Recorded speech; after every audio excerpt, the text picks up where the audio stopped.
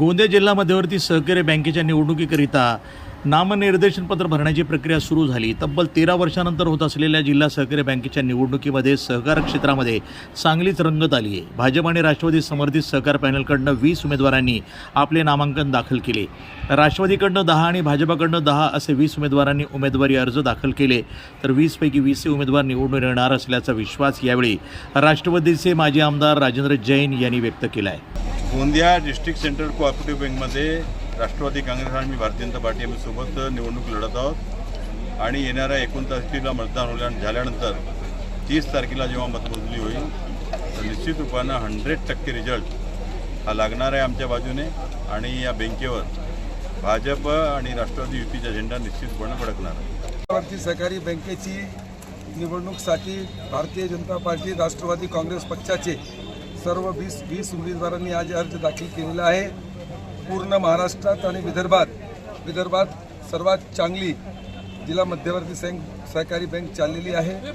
हे शानदार इमारत आणि शेतकऱ्यासाठी काम करणारी आणि एक चांगल्या पद्धतीने बँक चालवत आहोत। आमचे सर्व संचालक मंडळांनी आता जे आम्ही युतीचे जे सर्व उमेदवार आहे 29ला मतदान होणार, 30 तारखेला आमचे 20चे 20 उमेदवार निवडून येतील आणि पुन्हा बँकेवर आमची राष्ट्रवादी काँग्रेस आणि भारतीय जनता पार्टी युतीची सरकार बसणार आहे। आणि एकमेव उद्देश आजपर्यंत जितके दिवसमध्ये बँकेच्या अध्यक्षमधून मी काम केलं, कोणत्याही वर्षात बँक घाट्यात तोट्यात गेली नाही, बँकावर कोणताही चार्ज नाही, शानदार पद्धतीनं आणि शेतकऱ्यांना लोन वाटप करण्यामध्ये सर्वात अग्रणी bank district central cooperative bank आहे।